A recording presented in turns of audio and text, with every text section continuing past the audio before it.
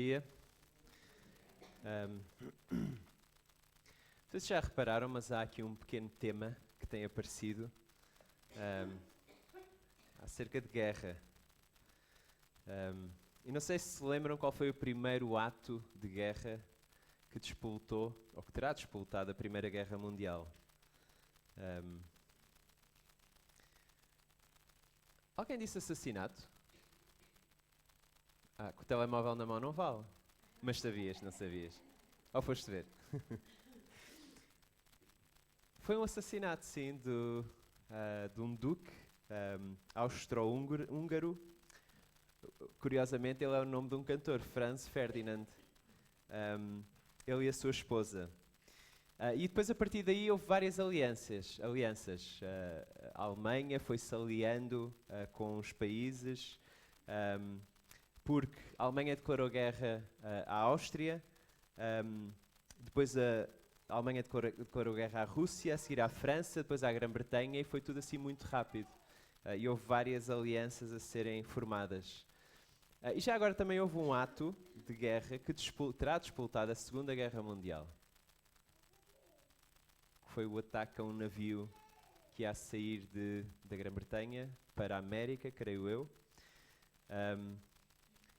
Que foi atacado, e curiosamente, depois trouxeram os sobreviventes, vários morreram, ao porto de Greenock, na Escócia, que foi um sítio que nós estivemos, onde havia um restaurante português na Escócia. Era o único sítio na Escócia, na altura, que havia um restaurante português, a Caravela, acho eu, assim, qualquer coisa.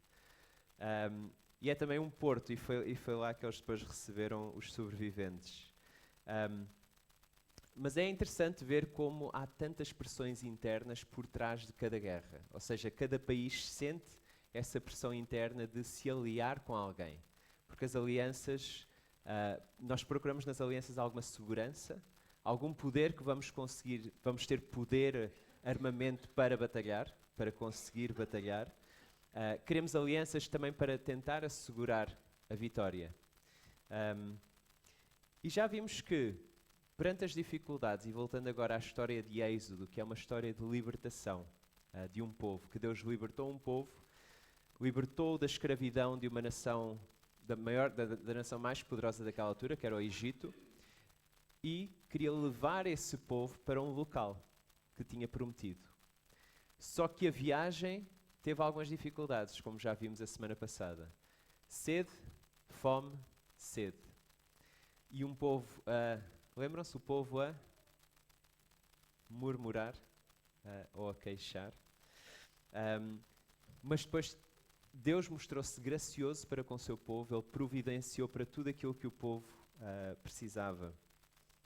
E houve uma coisa que eu fiquei bastante surpreendido, não sei quanto a vocês, mas às vezes ouço que há dois deuses na Bíblia.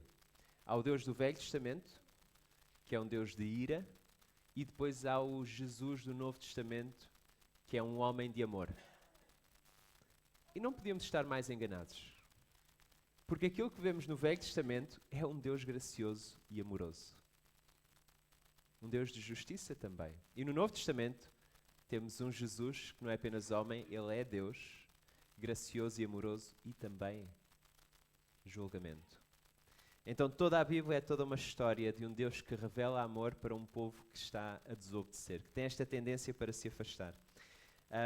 Então hoje vamos ver o que é que acontece quando Israel tem a primeira batalha. Este povo de Deus separado, salvo, em que Deus está a providenciar comida e água, tudo o que eles precisam, eles agora têm a sua primeira batalha, a sua primeira guerra. Eles vão ter várias. E a questão é, será que eles têm de lutar? Não sei se se lembram, mas o povo foi liberto do Egito sem fazer nada. Eles não tiveram de pegar em armas, eles não tiveram de fazer alianças com outras nações, bastou uma aliança com Deus. E Deus tirou-os, derrotou o faraó, derrotou o exército, sem eles levantarem quase uma palha para fazer seja o que for. Eles apenas tiveram de sair, cozinhar uma refeição e depois sair. A questão agora é, será que o povo tem de fazer alguma coisa? Como é que eles vão reagir? De que forma é que eles vão entender a presença de Deus com eles? E para nós também irmos pensando hoje em dia, como é que na vida cristã é possível passar por dificuldades, batalhas, sejam elas de que forma forem, de que forma nós temos poder para reagir, para lutar, como se parece um bom resultado final, uma vitória, e de que forma a presença de Deus está assegurada. Então vamos abrir em Êxodo, capítulo 17, e versículos 8 a 16. Capítulo 17.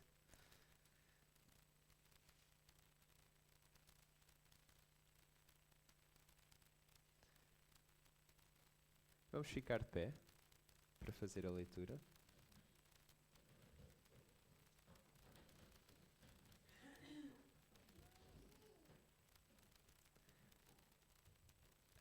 Eu vou pedir a um voluntário. Vou pedir a um voluntário para fazer algo. Não precisa de sair do lugar.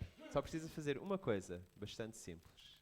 Alguém se quer voluntariar? Não precisa de falar, não precisa dizer nada. Só estar no seu lugar. Alguém se quer voluntariar? A Lena. Boa. Então, Lena, enquanto lemos a passagem, e a passagem não é como a passagem da semana passada, que foi mais longa, eu quero que estiques os braços para os lados. E fiques com eles esticados enquanto nós lemos a passagem. Boa. Então vamos ler. Tendo partido... Aliás, é no versículo 8. Então o versículo 8 diz assim: Então veio Amaleque e pelejou contra Israel em Refidim. Com isso ordenou Moisés a Josué: Escolhe-nos homens e sai, e peleja contra Amaleque amanhã. Estarei eu no cimo do outeiro, e o bordão de Deus estará na minha mão. Fez Josué como Moisés lhe dissera, e pelejou contra Amaleque. Moisés, porém, Arão e Ur subiram ao cimo do outeiro. Quando Moisés levantava a mão, Israel prevalecia. Quando, porém, ele abaixava a mão, prevalecia Amaleque. Ora, as mãos de Moisés eram pesadas, por isso tomaram uma pedra e a puseram por baixo dele. E ele nela se assentou. Arão e Ur sustentavam-lhe as mãos, um de um lado e o outro do outro. Assim lhe ficaram as mãos firmes até ao pôr do sol. E Josué desbaratou a Amaleque e a seu povo a fio de espada. Então disse o Senhor a Moisés: Escreve isto para memória num livro e repete-o a Josué, porque eu hei de riscar totalmente a memória de Amaleque de debaixo do céu. E Moisés edificou um altar e lhe chamou: O Senhor é a minha bandeira. E disse: Porquanto o Senhor jurou, haverá guerra do Senhor contra Amaleque de geração em geração.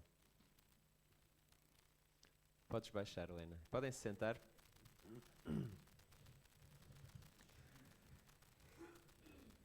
Nos próximos 2 minutos, se a Helena continuasse, ela iria começar a pensar: isto não é mal todo, mas começa a ficar desconfortável.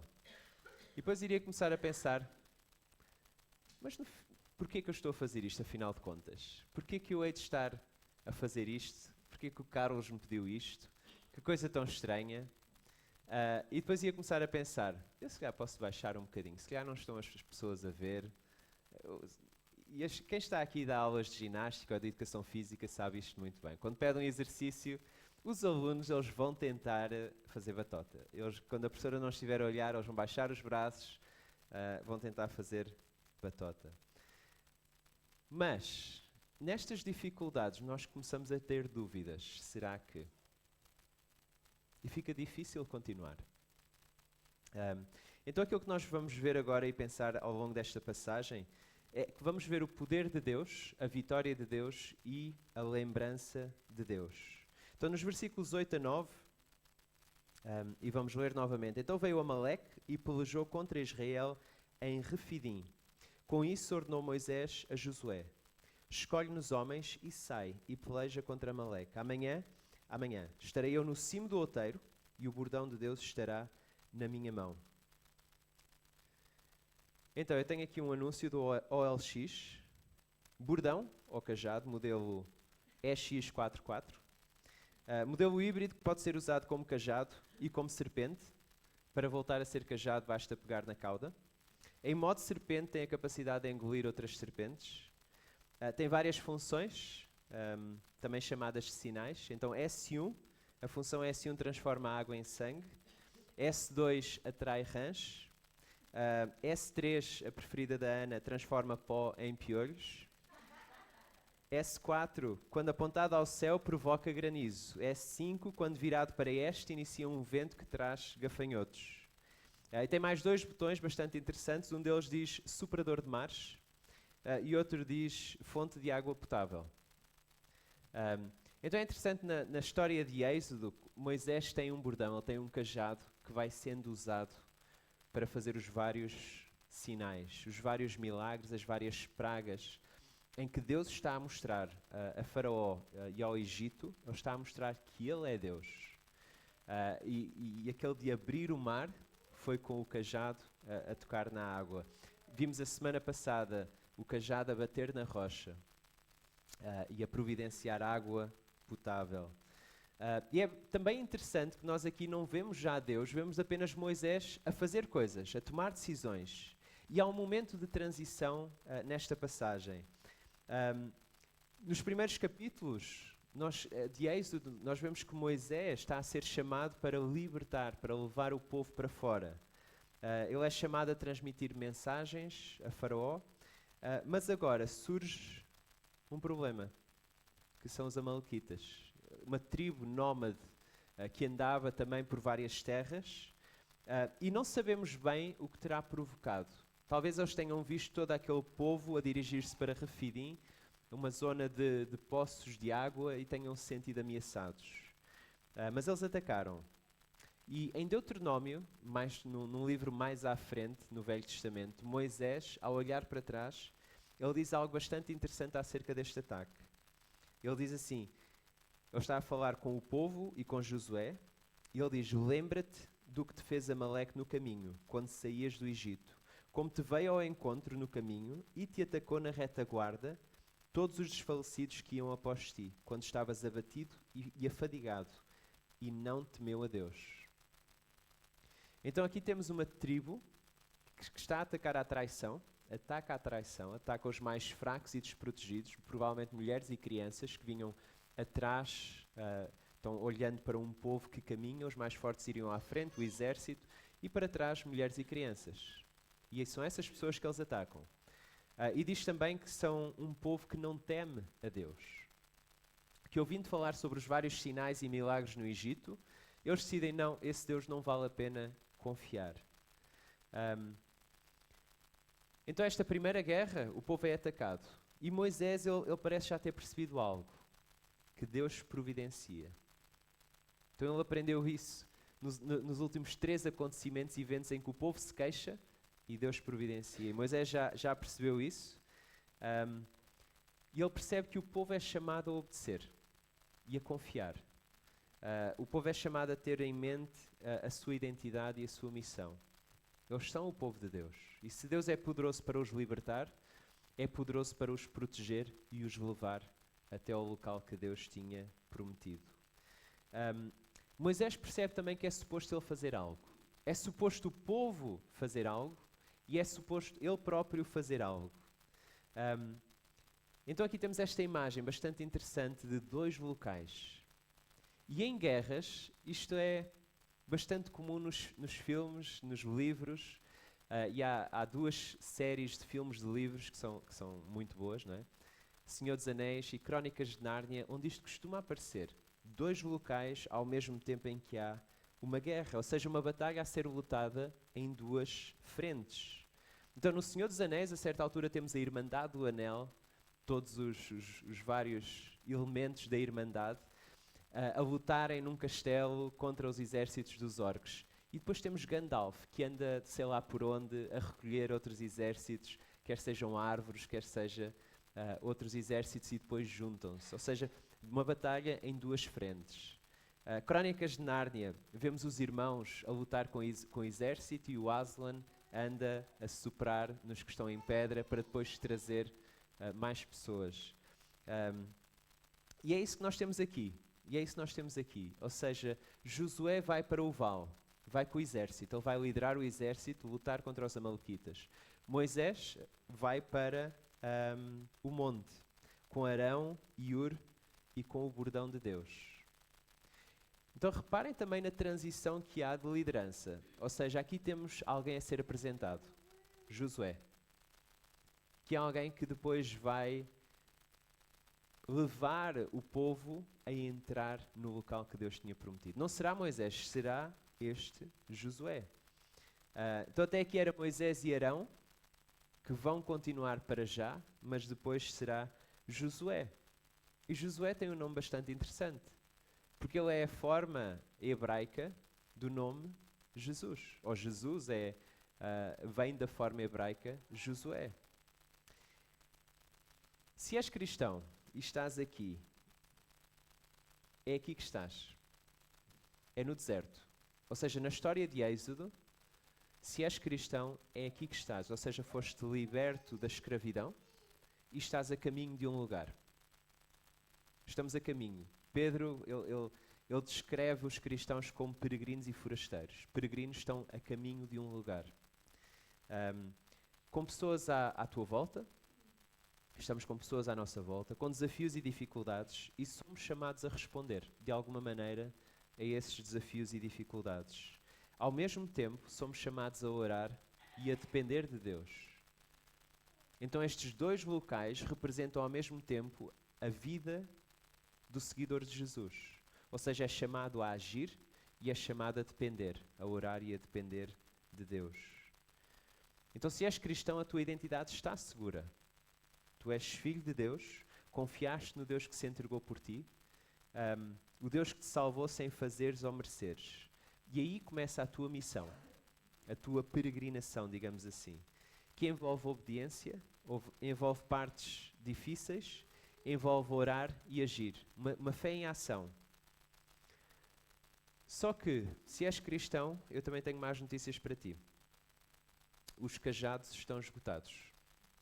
Eu já contactei a CLC, eles estão a tentar arranjar mais cajados. Para nós estarmos preparados com Deus, significa reconhecer Deus em todas as circunstâncias. Reconhecer Deus em qualquer situação.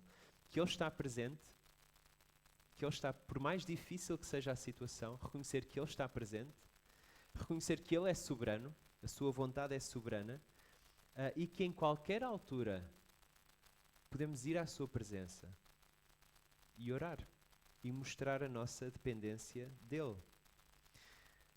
Recentemente na Austrália houve ele trabalhava num banco, era diretor de um banco, ele era cristão também, e ele candidatou-se a uma vaga de diretor de uma equipa de futebol e conseguiu.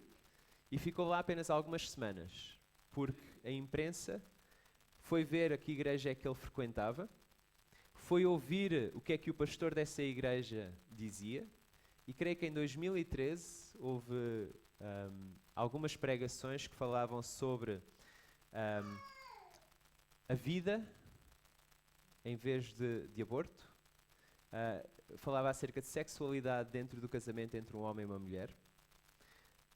E ele foi despedido por frequentar, por ser membro daquela igreja cujo pastor defendia estas posições bíblicas. Nós vivemos num mundo que se diz tolerante, mas é uma falsa tolerância. É uma falsa tolerância. Ele tinha sido diretor de um banco que tinha trabalhado muito, e principalmente o seu departamento, para a inclusão de pessoas que estão excluídas, não é? A palavra-chave nos nossos dias é inclusão. Temos de incluir todas as pessoas. Ele tinha trabalhado no seu banco para isso. Mas ainda assim, ele foi despedido apenas por ir à igreja. Apenas por ir à igreja. Os cristãos têm sido e continuarão a ser discriminados, prejudicados, atacados pela sua fé. Será que estamos preparados? Há um caminho para a vitória. Então a vitória está em Deus e pelo seu poder. Vamos ver os versículos 10 a 13.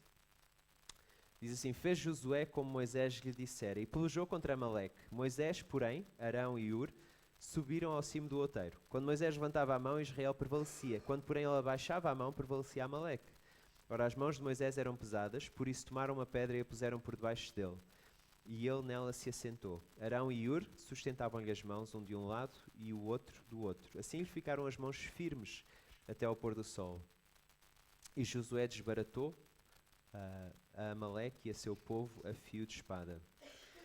Aqui vemos a vitória de Deus. Há mais um filme que apresenta estes dois locais, ou seja, uma batalha a ser lutada em dois locais. É o Kung Fu Panda 3. Neste filme, o Po tem de aprender o quê? Tem de aprender o que é ser o guerreiro dragão. Guerreiro dragão? É guerreiro dragão. E ele acha que ser guerreiro dragão é dar pontapés. Pontapés nos inimigos e já está. E há uma coisa que ele tem de perceber. Na parte final do filme, o Po está a lutar contra o Kai no mundo dos espíritos. E depois temos os seus amigos e todos os outros pandas, que ele entretanto encontrou a sua família, estão no mundo dos vivos. Então temos estes dois locais, mas a batalha, ela tem interferência no que está a acontecer no mundo dos vivos. Porque todos os amigos e os pandas dão o seu chi, percebem a sua identidade, quem eles são, e dão o seu chi para o panda conseguir lutar e vencer. É bastante interessante e bastante engraçado este filme. Então aqui nós temos algo semelhante, ou seja, Josué está lá em baixo a lutar com Amaleque, contra os amalequitas. Moisés está lá em cima com o bordão de Deus na mão. E há uma ligação. Eu sei que poderíamos espiritualizar esta passagem, estes versículos, e eu poderia dizer as mãos levantadas quando há dificuldades e assim. Mas vamos tentar ver o que é que está aqui. Então, há uma ligação entre o estar com as mãos levantadas e o estar com as mãos baixadas para Moisés. Então, se Moisés baixasse as mãos, os amalequitas começavam a ganhar a batalha. Se ele levantasse, o povo ganhava a batalha. O problema era que Moisés estava a ficar cansado, como a Helena estava a começar a ficar cansada também. Arão e Hur, eles reparam nisso também. Eles reparam e eles decidem fazer alguma coisa. Ou seja, eles ajudam para que Moisés fique com as mãos firmes. Então, cansaço ou firmeza?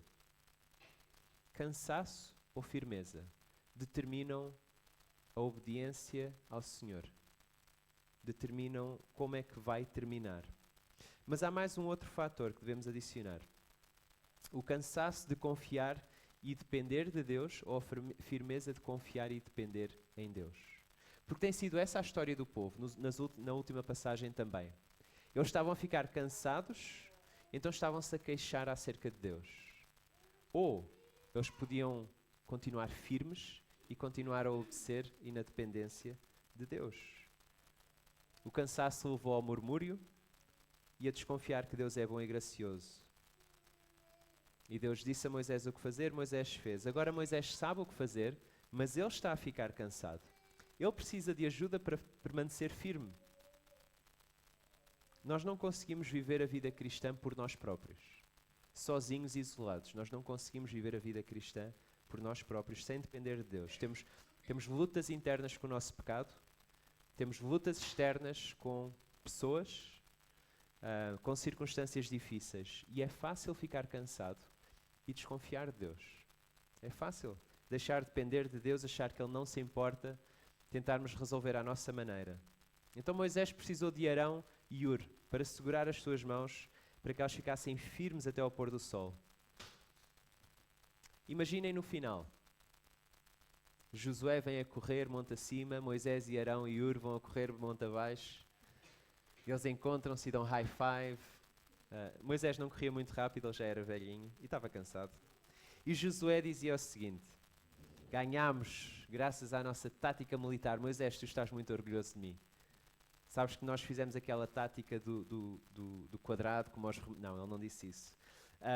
Mas o nosso uso da espada, a tática que eu usei foi isso que nos trouxe a vitória. E Moisés virava-se para ele e dizia assim: não, nós vencemos porque eu fiquei a interceder com o bordão de Deus. Fui eu que consegui a vitória.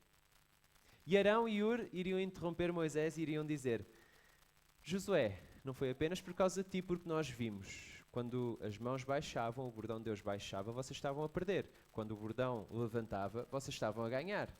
Então, não, Josué, não foi só por tua causa. Moisés também não foi só por tua causa, porque estavas a ficar cansado. Estavas a ficar com as mãos pesadas. Nós não conseguimos apenas por nós próprios, pela nossa força, pelo nosso engenho, nós não conseguimos manter-nos firmes a obedecer e a depender de Deus. Não conseguimos. Nós precisamos de alguém e precisamos de pessoas à nossa volta para vivermos a caminhada com Deus em comunidade, em família. E precisamos de alguém que interceda por nós melhor do que Moisés. Alguém que não se canse. E agora vamos olhar os versículos 14 a 16 e ver a lembrança de Deus. Então disse o Senhor a Moisés. É interessante que agora é que Deus entra, digamos assim, apesar de Deus estar sempre. Então disse o Senhor a Moisés, escreve isto para memória num livro e repete-o a Josué, porque eu hei de riscar totalmente a memória de Amaleque de debaixo do céu. E Moisés edificou um altar e lhe chamou, o Senhor é a minha bandeira. E disse, porquanto o Senhor jurou, haverá guerra do Senhor contra Amaleque geração em geração. Mais um dado histórico. 23 de fevereiro de 1945. O que é que aconteceu? Priscila. 6 soldados da Marinha Americana colocaram uma bandeira num sítio especial. Eles estavam a lutar contra... Eles estavam na ilha do Japão, na ilha Iwo Jima. É uma imagem de certeza que vocês conhecem. Então, têm 6 soldados, todos assim, e a espetar assim a bandeira da América. Tinha sido uma batalha bastante sangrenta nesta ilha e neste local. Era um monte, digamos assim, e era bastante sangrenta e ainda não estava seguro. O local ainda não estava seguro, mas eles queriam lá colocar a bandeira como um símbolo e um sinal. E é curioso porque depois, a seguir a terem colocado lá a bandeira, depois o fotógrafo disse, olha, venham mais. E tiraram outra fotografia lá, 16 soldados, não tipo, a bandeira já estava colocada, então todos à volta da bandeira a tirar o capacete, é tipo, com o perigo de levarem um tiro, que era um perigo real, mas eles estavam todos contentes porque de alguma maneira aquilo simbolizava a vitória. A bandeira tem esta ideia de identidade e eu creio que nós de alguma maneira ou de outra temos este sentimento para com a bandeira. Quando saímos do nosso país, a nossa bandeira passa a ser mais preciosa. E daí vermos tantos imigrantes agarrados a símbolos de Portugal, ou símbolos do Brasil, ou símbolos de França. Há algo da nossa identidade, que faz parte da nossa identidade. E para Moisés construir este altar e dizer que é algo a ser lembrado, e ele diz, olha, Deus deve ser lembrado em primeiro lugar. Como? O Senhor é a minha bandeira. O Senhor é a minha bandeira. E há outra coisa que ele diz que deve ser lembrado, que é curioso. A memória dos amalequitas vai ser apagada. Então, Deus lembrado, os amalequitas vão ser esquecidos. E não que os amalequitas vão ter amnésia, ou que vão aparecer os homens de preto com aquele coisinho que apaga a memória. Não é isso, mas eles serão julgados pela forma como rejeitaram Deus. Eles não temeram a Deus, eles atacaram mulheres e crianças e justiça será feita. Eles vão ser julgados por isso. Ou seja, eles tornam-se quase o símbolo daqueles que rejeitam Deus. E este foi um evento histórico que o Senhor disse a Moisés para ficar registado. Não apenas ficar registado, mas ficar registado para quem? O que é que a nossa passagem diz? Aparece aí um nome interessante. E principalmente para Josué. Josué vai precisar desta informação, que Deus vai lidar com os amalequitas e vai eliminá-los.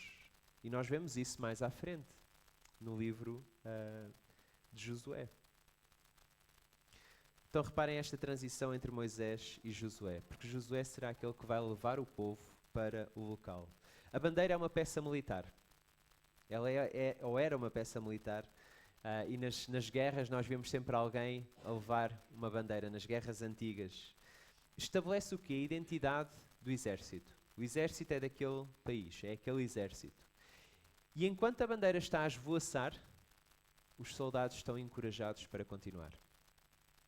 Eles têm esperança para continuar. Quer dizer que a batalha não está perdida enquanto a bandeira está erguida. Nós precisamos de um Moisés, de um novo Moisés, que esteja no monte a interceder por nós, cujas mãos não fiquem cansadas. E precisamos de um Josué que batalhe, que enfraqueça o inimigo, os amalequitas, que vença a batalha. E há boas notícias, porque este Josué, o próprio nome, ele está a apontar para outro Josué, que virá mais tarde, para Jesus. E Jesus fez estas duas coisas. Ele foi levado para o monte, ele foi crucificado num monte. Ele foi para levar o preço, pagar o preço dos nossos pecados e interceder para com Deus no nosso lugar. E ao mesmo tempo, ele também foi levado para o vale da morte. Ele foi derrotar o nosso maior inimigo. Ele foi enfraquecer aquilo que nos espera a todos, que é a morte. Enquanto cristãos, nós podemos afirmar que Jesus é a nossa bandeira. Ou seja, a nossa identidade está intimamente ligada com Jesus. Somos peregrinos por terra alheia, mas somos chamados a confiar em Deus e a depender inteiramente dele. E mais uma vez esta ideia de dois locais. Dois locais. Como é que Jesus pode estar conosco no vale e ao mesmo tempo no monte? E aqui vemos também a beleza daquilo que a Bíblia nos apresenta como sendo a Trindade. Temos um Deus que é 3 pessoas e cada uma delas é Deus em si. E Jesus prometeu aos seus seguidores, ele diz, eis que estarei convosco. Eles não percebiam bem como é que Deus iria estar com eles, mas depois no livro de Atos nós vemos que Jesus envia o seu Espírito para os seus seguidores. Então, aqui vemos a presença de Deus. No livro de Hebreus, vemos que Jesus tornou-se aquele sumo sacerdote, aquele intercessor que está ao lado de Deus, a interceder pelos seus irmãos, que são os filhos de Deus, que são os seguidores de Jesus. É em Jesus que nós vemos o poder para lutar as nossas dificuldades. Para lutar as nossas dificuldades. Ele é melhor do que qualquer cajado, mesmo aquele cajado que está esgotado na CLC. Jesus é aquele que fez todos os sinais que apontavam para quem ele era. E queria-te perguntar, se não és cristão, queria-te desafiar a ler o Evangelho, a biografia que João escreveu acerca de Jesus, em que ele apresenta vários sinais para nos mostrar que ele é o Filho de Deus, que tem algo para oferecer. Então, se estiveres interessado, por que não vir ao grupo familiar à terça à noite ou à quinta à noite? É em Jesus que nós temos a maior vitória. A sua morte na cruz é a nossa maior vitória. É o resgate dos nossos pecados. A sua ressurreição é a maior evidência que a morte foi derrotada. Deus aceitou a oferta e nós podemos entrar na sua presença. E é Jesus que somos chamados a lembrar.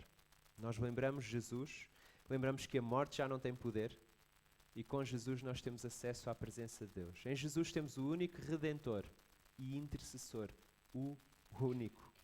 Porquê? Só Ele morreu sem pecado e só Ele ressuscitou. E Deus continua a ter o poder que precisamos. Ele oferece-nos a maior vitória que podíamos alguma vez desejar. Por isso, que o Senhor possa ser a tua bandeira no dia a dia. Mesmo nas promoções que te passaram ao lado, ou que vão passar ao lado, na formação que estavas à espera e que não se concretizou, no emprego que o curso universitário prometeu e não deu, na companhia de colegas de trabalho invejosos que fazem tudo para que a tua carreira não avance, na companhia de amigos ou amigas da escola que falam mal de ti, nas doenças que vão aparecendo e permanecendo, que o Senhor possa ser a tua bandeira. Nas guerras antigas, onde é que estava a pessoa que carregava a bandeira? E o que é que ela levava? Ela estava no meio da guerra. Ela estava entre todos os outros soldados. E a única coisa que ela levava nas mãos era a bandeira. Ela ia desarmada e ao mesmo tempo, e se somos cristãos e levando isto para que a bandeira seja Jesus, é aquilo que nós mais precisamos. É a única coisa que nós precisamos para viver para Deus. Vamos orar. Querido Deus, queremos agradecer-te por estas boas notícias que lemos em Êxodo. Senhor, reconhecemos que é um livro histórico que nos mostra a história do teu povo. Ao mesmo tempo, reconhecemos que é um livro que te quer mostrar a nós hoje, que nos quer dizer que há dificuldades de viver agora, enquanto cristãos, enquanto seguidores de Jesus. Mas, Senhor, ajuda-nos a viver, seja qual for a dificuldade, as alegrias e as tristezas, bem agarrados a Ti. Ajuda-nos a ver Jesus como a nossa bandeira, aquele a quem agarramos no meio de qualquer coisa e continuamos a agarrar. Ajuda-nos a permanecer firmes, a obedecer-te e a depender de Ti. E, Senhor, quero orar também para que, se alguma pessoa está aqui que não te conhece, que te possas revelar a ela como este Senhor que é a bandeira em qualquer circunstância, em qualquer situação. Senhor, ajuda-nos a ver que a nossa rejeição de quem Tu és, daquilo que Tu fizeste por nós, significa uma rejeição de tudo aquilo que Tu és, e Tu és um Deus de amor e de graça. Significa uma rejeição desse amor e dessa graça. Pai, agradecemos-te porque ainda hoje há a oportunidade de reconhecermos quem Jesus é nas nossas vidas e de confiarmos nele com a nossa vida. E por isso nós estamos muito gratos, porque Jesus veio, Ele morreu e Ele ressuscitou, para nós podermos ter um relacionamento contigo, ao mesmo tempo que caminhamos aqui. E enquanto caminhamos aqui, sabemos que há um lugar que nos aguarda, um lugar contigo. Por isso pedimos a tua ajuda e damos-te muitas graças porque tu não nos abandonas. Oramos em nome de Jesus. Amém.